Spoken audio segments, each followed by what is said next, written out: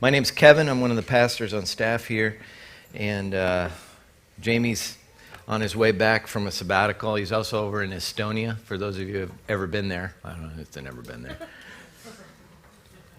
It's in northern Europe, not far from Finland, in case you're wondering where it is. We are in a series called, total blank, please put it up there.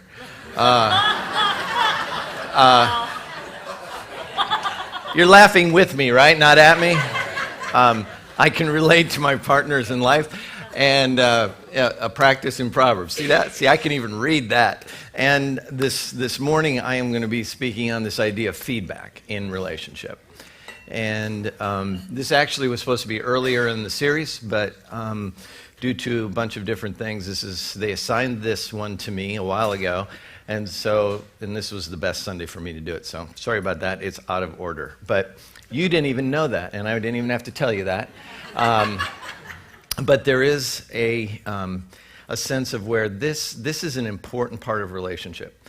And we live in a society that has largely taken feedback and put it into sound bites.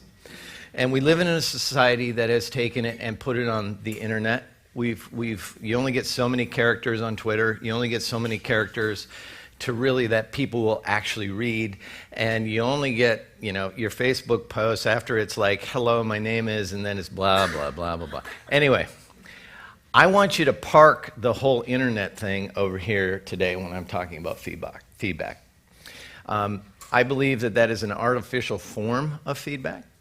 I believe it is non-relational. I believe it is something that has actually eroded away true feedback in our lives. And so I want to invite you into a conversation this morning, at least a one-sided one, where, yeah, you're getting this. This is so good. At 8:30, they just kind of look at me. You guys at least respond to me. But as we do this, I want to start with a story. I want to start with a story for me that speaks to this idea of feedback. And back in the 80s, which is a while ago, I went to seminary. And when I went to seminary, you have to take certain teaching classes and preaching classes and different things. And they basically, how it works is it's a class with a guy by the name of Mark Center, and it was on creative teaching. And he puts you in a classroom. We go to a classroom, and there was 18 of us in the class. And he goes behind this glass window, and they videotape you while you teach. So they give you assignments, and you got to teach. They videotape you, and then everybody in your class, your classmates, get to critique you on a piece of paper, and he critiques you on the videotape. So this is feedback 101, okay? First teaching class, so I'm up there doing all the things you're not supposed to do. You have your hand in your pocket. Literally listen to the videotape. He handed me the videotape, and he goes, you just got to watch this alone. Oh, by the way, when I say videotape, I mean VHS. Yes. So, okay, there's some in the room going, that's a VCR. Never mind. So this was in the 80s.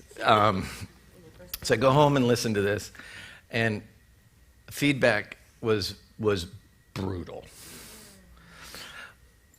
But I want to put it in context, okay? First time I'd ever taught and been critiqued. First time I'd really wanted somebody to critique me. The first time I trusted somebody to give me feedback. So I'm listening to him talk, and he goes, why are you playing with your ear all the time? You use your hands too much. He's sitting out there would probably say the same thing to me today that he said then. He goes, if we tied you up, you couldn't talk. And there's truth to that. And people who have been watching me speak for a time do my hand gestures all the time. And so I guess it would be tough. And then I would put my hands in my pockets. Don't put your hands in your pockets. I'm going to put my hands in my pockets. What am I supposed to do with my hands then? But this whole critique thing of my delivery, you repeated yourself too many times. You did this. And it was like, oh, I don't even know why I came to seminary. It was, but then he hands you 17 pieces of paper with the critique of my classmates.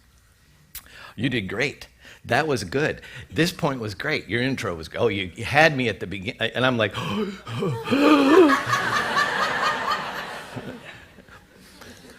but then I realized they were just giving me the feedback they wanted. And so really the good feedback was coming from my prof. And he was telling me what I needed to change. And this is my proposal to you. If feedback is merely to feed the ego, then it's not really good feedback at all. If it's feedback to invoke change, then it's feedback you want. And that makes feedback really risky because it makes you vulnerable and it requires honesty. And there's a couple of truths about feedback that you need to know. And the one is that the depth of relationship will determine the value of the feedback.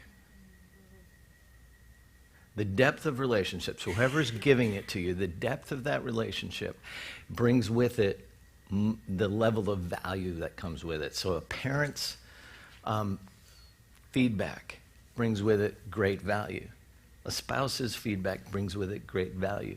And it has the capacity to kill a soul or infuse life into a soul.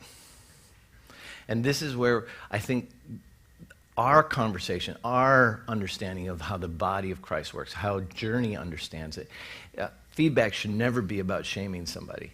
It should be about infusing life into them.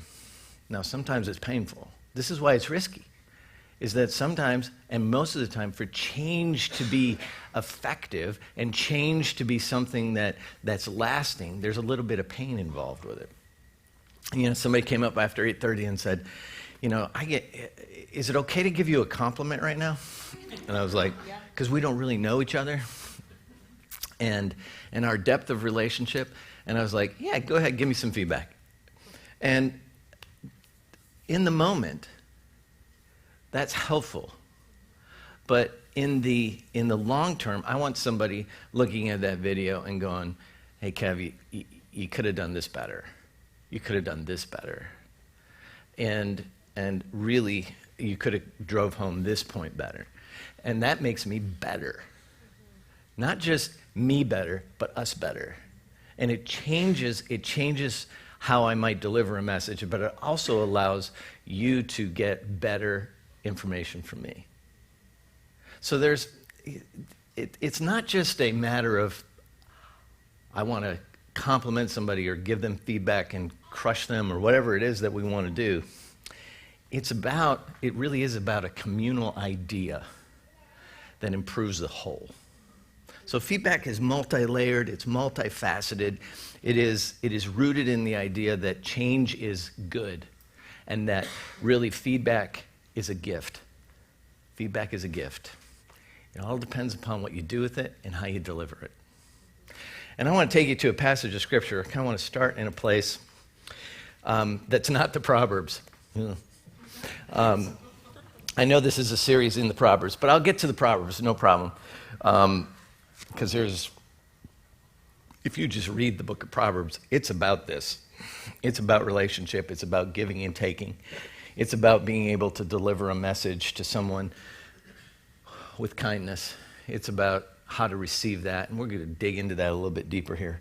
But I would argue that feedback is rooted, and how we give it and how we take it is mirrored in our relationship with Jesus as to how it is in our relationship with others. And so if I have a surface relationship with Jesus, my feedback, giving and taking feedback will be very surfacey with others because my soul hasn't been massaged and enriched to receive it, and it hasn't been prepared to deliver it very well. Now, there's situations at work where you go, yeah, I have to have an annual review, and at that annual review I get feedback, and sometimes my boss delivers it really good, sometimes he doesn't, or sometimes I receive it really well. All that is true. But I'm now talking in the context of just partners of relationships where we are in these relationships together. And I would say that how we deliver and how we receive feedback either brings life to the relationship or it causes it great strain and sometimes kills it. So if I'm going to be in Matthew chapter 16 for a few minutes. Matthew chapter 16, I'm going to be doing verses 13 through 17 first.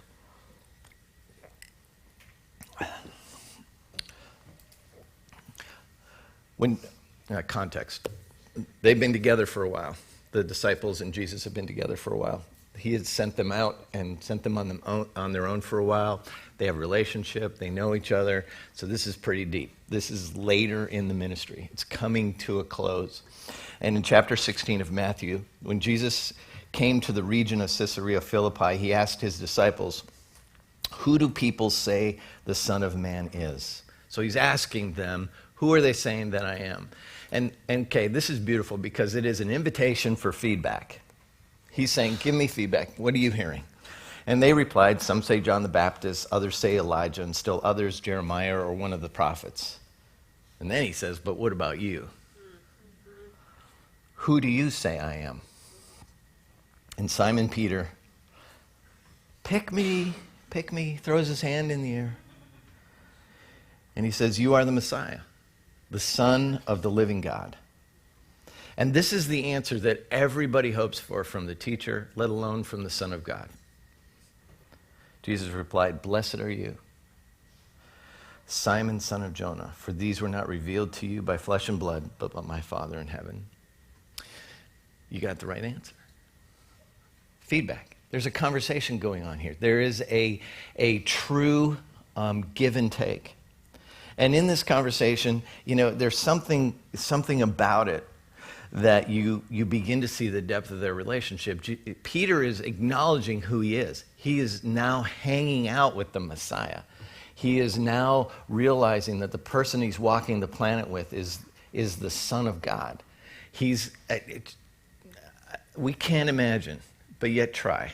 There is this degree of to hear the person who is embodying God say to you, you're right. How affirming to the soul. I don't think many of us, if we're listening, we can hear that. I think the depth of relationship with God is oftentimes missed because we fail to hear the moments when God says, you're right. You're blessed. You're correct.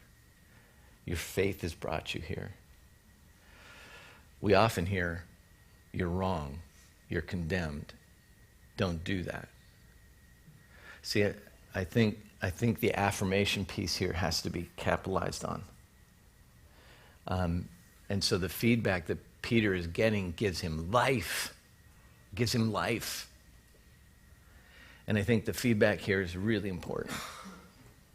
And I think for us, when we can say to one another in the context of the body of Christ, in the church, no matter what, to say to somebody, you're right, to say to someone, that gives life, to say you are blessed, gives life. Feedback is powerful. I want to take you to the flip side. And the flip side of this has a little more meat to it in this regard. Peter misses the mark because he misses what he's supposed to do. Matthew 16, 21 through 27. This is just a paragraph later. There's not a lot of time as eclipsed. This is in the same context. And this is the conversation. From that time on, Jesus began to explain to his disciples. So from this time on, he starts explaining to his disciples that he must go to Jerusalem and suffer many things at the hands of the elders, the chief priests, and the teachers of the law, and that he must be killed and on the third day be raised to life. So he's telling his disciples what's about to happen in Jerusalem. He tells them over and over again, I'm going to go to Jerusalem, I'm going to be tried, I'm going to be crucified, but I'm going to raise from the dead. And he tells them this. So you got to put yourself in the feet, or in the shoes, not the feet, don't do the feet, do the shoes, of his 12 closest friends. And we get the response of Peter. Verse 22, he said, Peter took him aside and began to give him feedback, also known as a rebuke. Never, Lord, he said, This shall never happen to you. Now, you got to put it in context, right? This is the guy who had just called out not long ago, you're the Messiah. You're the Son of God. You're God in flesh. You are the man. And then Jesus started telling him, I have to go to Jerusalem to die. And somewhere in there, Peter, the depth of relationship allowed for Peter to say, hey, Jesus, we need to talk. Let me pull you aside, God, and make sure we're on the same page. This can't happen. This will never happen. Now remember, Peter's the one that's a little impulsive. He's usually he's the one that got out of the boat and walked on water. He's the one that cut off the guy's ear in the Garden of Gethsemane. He's that guy. He's the guy that was usually the spokesman, speak, think later guy. And so what you get here is feedback that is, first of all, not asked for. Jesus wasn't asking them a question. He wasn't asking them for commentary. He wasn't asking for anybody to input into it. This was just information. This was just, I'm giving you information. Here's the information. This is about what is about to happen. Second of all, Peter, in the depth of his relationship, this is kind of cool, felt enough of a deep relationship with Jesus to step aside and go, okay, I'm rebuking you. I still try to put that one in context. But it's us telling God at times, I don't like your plan. I think your plan sucks, God. So can we get a different plan? Because this plan sounds painful, it sounds really hard, and it sounds like you're going to die. And you're going to leave me here alone. Well, not alone, but with these guys. And there is a overt motive here that goes beyond just Jesus' best interest. It actually is Peter's best interest. And so when giving feedback, motive is huge. Huge. It is to ask yourself, why am I saying this? Is it to make me feel better? To put myself in a position where I feel like I have something over this person? What is it? Why am I feeling compelled to say what I'm about to say? Well, we get more input into this. We get verse 23. Well, I'll read 22 again. Peter took him aside and began to rebuke him. Never, Lord, he said, this shall never happen to you. Jesus turned and said to Peter, get behind me, Satan. You are a stumbling block to me. You do not have in mind the concerns of God, but merely human concerns. And so we begin to get a peek behind the curtain at motive. The motive here is somewhat of a human concern, because really what's happening is that Satan is using Peter as a tool to tempt Jesus not to follow through on the gospel, not to follow through on why he came, not to follow through on the plan. Because ultimately we even see the struggle that Jesus has later, and this probably feeds into it a little bit, is that somehow, some way, if we can do this another way. He has that conversation with the Father in the garden, because I really don't want to die, because he knew it was going to be painful. He knew it was going to be humiliating. He knew those things. And so there's a sense of where when somebody says to you, that's never going to happen to you, there's this temptation to go, yeah, I'm with you. But think about what that would have thwarted. It is the subtle attempt of feedback to keep Jesus from his purpose, to keep Jesus from the cross, from the sacrifice, from the gospel, from us being rescued. But he recognizes it, right? But here's the thing. Now he gives feedback, okay? Peter gives his feedback, and now Jesus comes back and says, get behind me, Satan. He calls him out for who he is. Then Jesus said to his disciples, whoever wants to be my disciple must deny themselves and take up their cross and follow me. It's another peek behind the curtain into motive, because what Jesus now was telling him, you're not thinking of me, you're thinking of yourself. You need to deny yourself. It just unfolds. It begins to be very obvious that what's taking place here is not a a conversation about what is in the best interest of the person that he's giving feedback to, but it is in the best interest of him.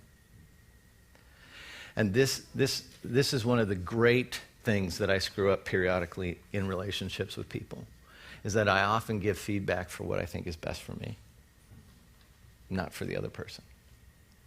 I want to share a brief story with you that illustrates it. It's not something that I'm overly proud of, but I've done this a number of times. This is, I did a wedding not that long ago. I did the premarital counseling, had a lot of conversations with people. And something happened within the marriage where somebody had to talk to the husband. And so it became apparent to me that that was me. And so I went over and talked to this individual, this guy, for about 2 hours. And it was a 2-hour conversation that should have lasted about 10 minutes. His heart wasn't ready to hear it. He wasn't open to my feedback. He wasn't even aware of the fact that I should have feedback. And so it was, this is the thing with feedback, is if we don't have permission to speak into whatever it is that we want to speak about, truth is we're just wasting everybody's time. Now, you may be sitting there going, okay, how does this work? And this was funny. Somebody came up afterwards and said, so sometimes we just don't say anything? Yep, sometimes we just don't say anything. Because the feedback is not asked for or wanted. But somebody should just tell them. Somebody needs to tell them. Somebody needs to go tell them what they're doing. Somebody needs to say something. If you feel that coming on, like somebody needs to say something, and you feel compelled to be that person, the first question you ask the person when you sit down with them to talk to them is, would you like a little feedback on this, whatever this is, your marriage, your parenting, your work, your finances, whatever it is? And if the answer is no, you're done.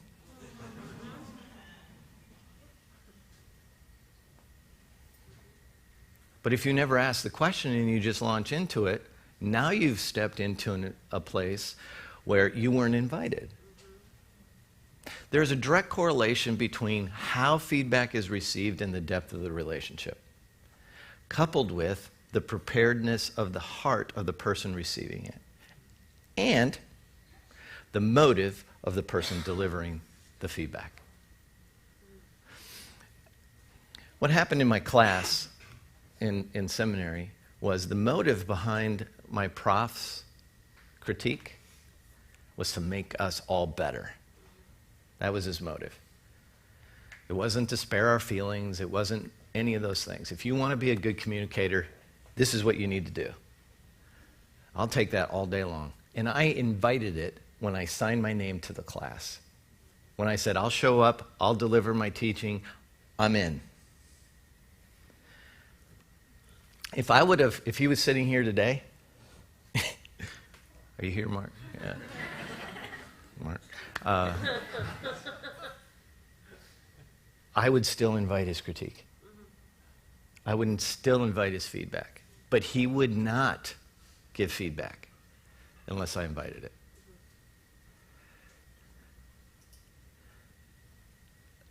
You get that? Because it abounds culturally that people cross those boundaries all the time. And it mirrors, in many ways, our relationship with God. It mirrors it in this way.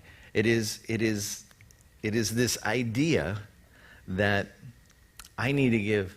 God is in the I use the word business because I can't think of a better one, of changing us and shaping us. And we have committed as a church to saying we see that happening in a number of ways, but primarily we're refined in community. It is another nice way of saying of getting feedback. And the depth of that feedback is primarily rooted in the depth of the relationship. So if the depth of the relationship actually is such that you invite relationship and you trust the person delivering it, that it has a deeper and fuller and richer change effect on our hearts. See, otherwise, if we are a type of person that says, you know what, I'm going to go through life, I really don't want anybody's feedback. We live in an echo chamber. And what I mean by that is, have you ever been in an echo chamber? Is all you can hear is your own voice, what you're saying coming right back at you. And an echo chamber is, in essence, the reinforcement over and over again of what you believe, with no feedback from somebody else. And so in many ways, we live in echo chambers if we are saying, I really don't want your feedback. I don't want to hear the way you think. I don't want your input in my life. I don't want to hear your opinion. I prefer mine. Actually, to the point where I will hear mine all I can. And I will surround myself with people who say what I say. And if I can get as many people to agree with me, I feel safe and in control.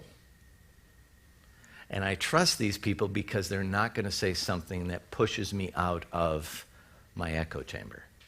Because not only is my voice echoing what I want, so are they. So, if that's the way we approach God, we're just inviting him into our echo chamber. We have this, I would say, a low trust level with God to put into us change. And so our relationship with God and the depth of our relationship with God is built in this arena of trust. I trust you enough that even if I hear somebody with a contrary opinion than mine, that if you are who you say you are, and this is a refining moment, maybe, just maybe, there's something in there that needs to impact me, change my thinking. Because a lot of times, what happens is, as we get older, is we begin to cement our belief systems. We begin to cement the way we go about life. And it's not clay, it's not malleable, it's stuck, it's hardened. And so we just want God to make sure it stays the way it's supposed to be. And that's according to us, not according to him. That's the struggle. So then he interjects people into our lives, and they come along and they go, hey, can I give you a little feedback on that, on your finances? No, I got this. How about your political view? No, we don't talk about politics. We can't talk about politics. It just makes everybody mad. Okay, we won't talk about politics. Can I talk to you about how your work is going? No, we don't talk about work. Where are we going with this? We're going down a path of we only talk about what's safe. And there's an echo chamber in safe. And so are there people in your life, my life, where I go, you know what, they can challenge me to think different. They can challenge me to think outside the box. They can challenge my ingrained belief system. Not that they're trying to throw me off of a faith walk, but they're actually trying to enrich this idea that I am in a conversation with God to shape me and change me. Did you ever think for a minute that the person that annoys you the most is the one that God put there for a reason?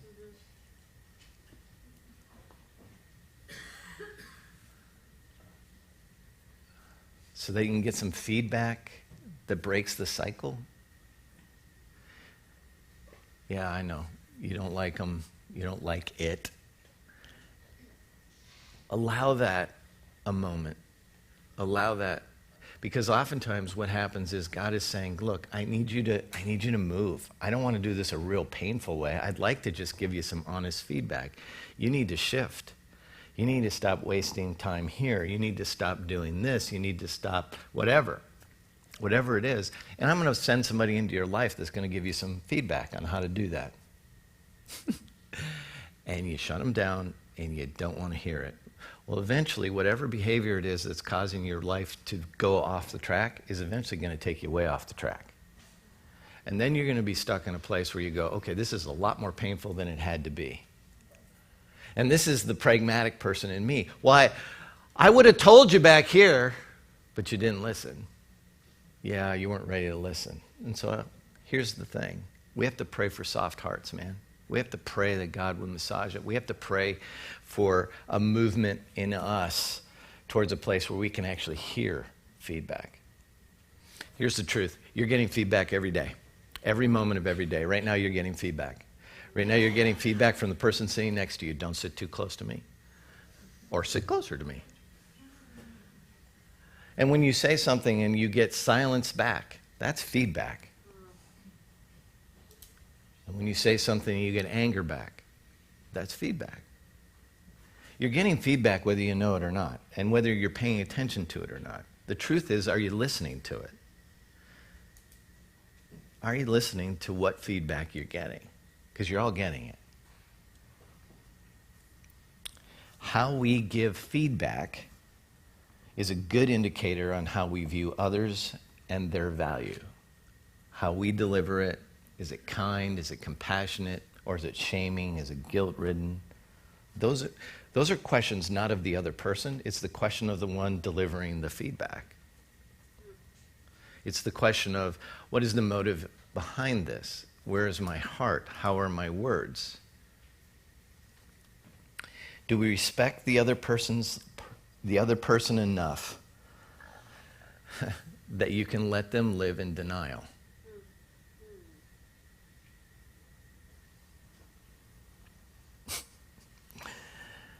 It depends upon how much you love them and how much you want to just get them right, oftentimes.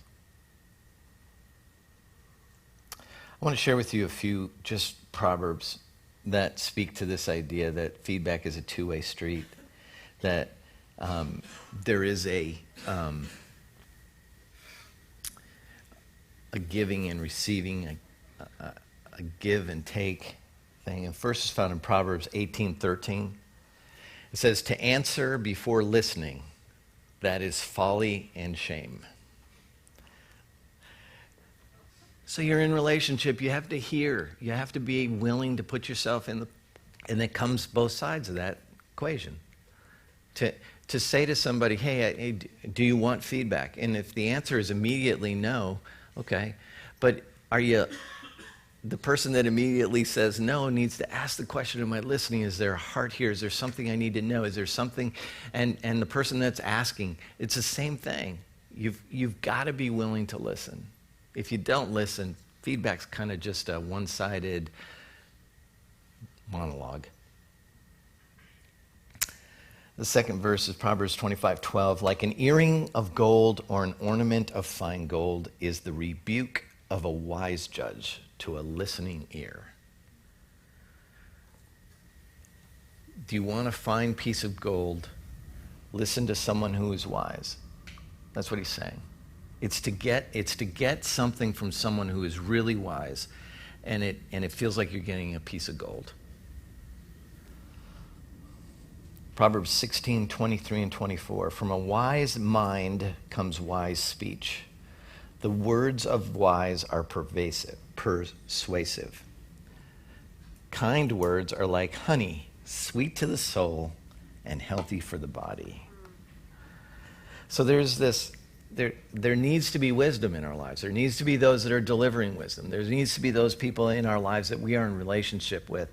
It's like having a prof who says, look, I've done this for years and years and years and years. Here's the wisdom. I want to impart it to you.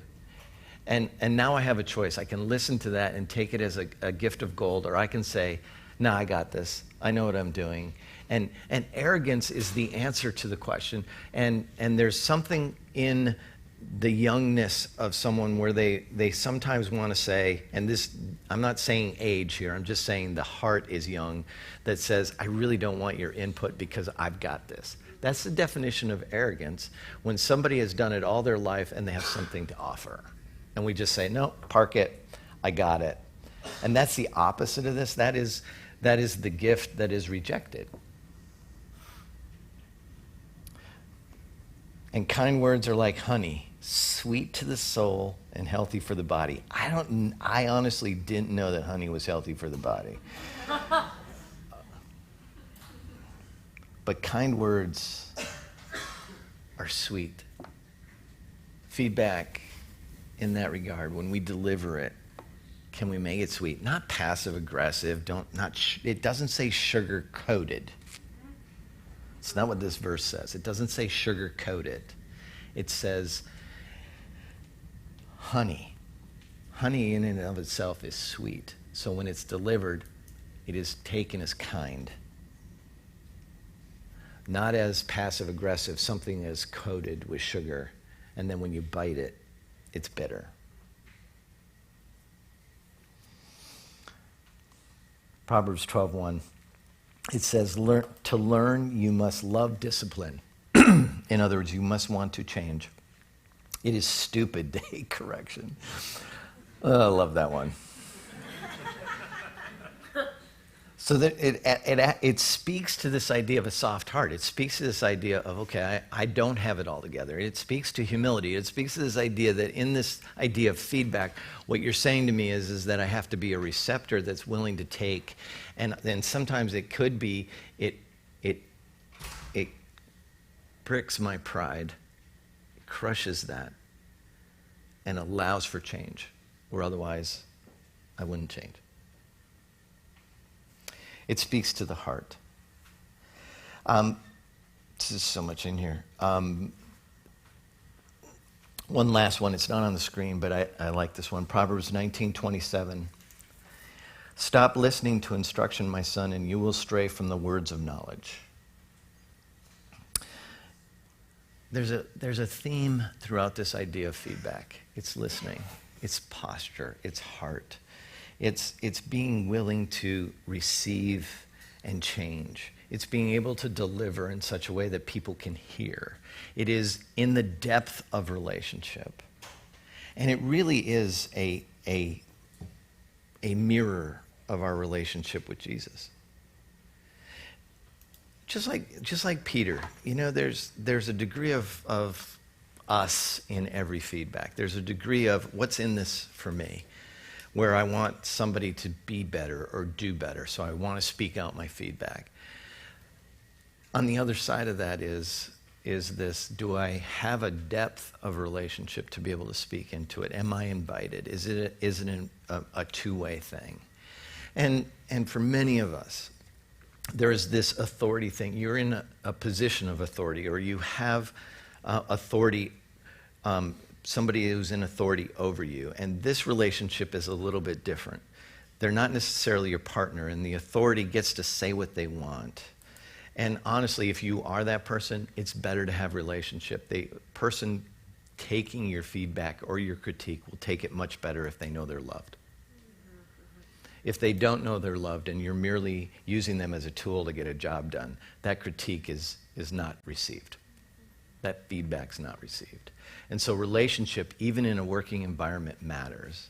And that's why this relationship with God matters. If I step into this relationship with God in such a way that I know that I'm loved, his feedback into my life becomes a massage of love, not a critique. And it's delivered with kindness, and it's delivered with grace, and it's delivered with mercy, and it's delivered with forgiveness. It's delivered with this whole idea that you are deeply loved. And so with that, in that love relationship is this, he's the authority, but I'm willing to receive it. And he actually hears back from me.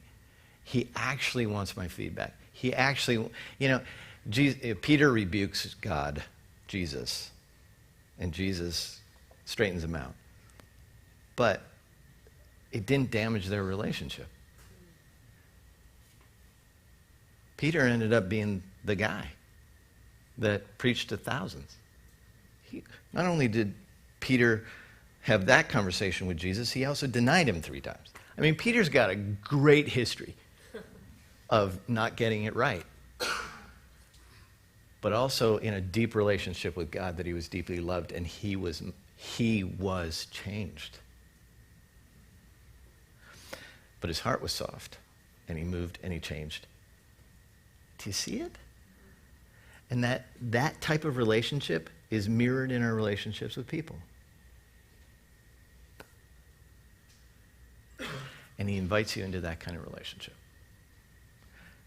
And he invites that into relationships with one another. And with that, let's pray.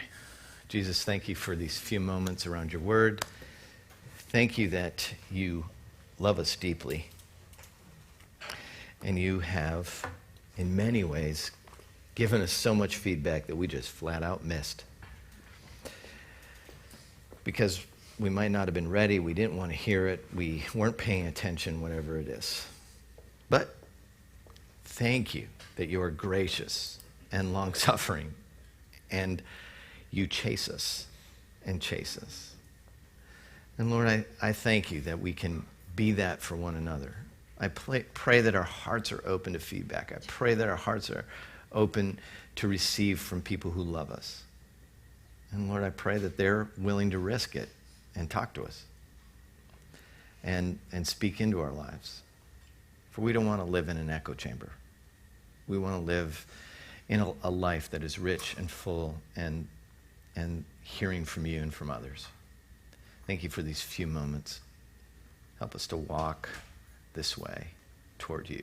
In Jesus' name, amen.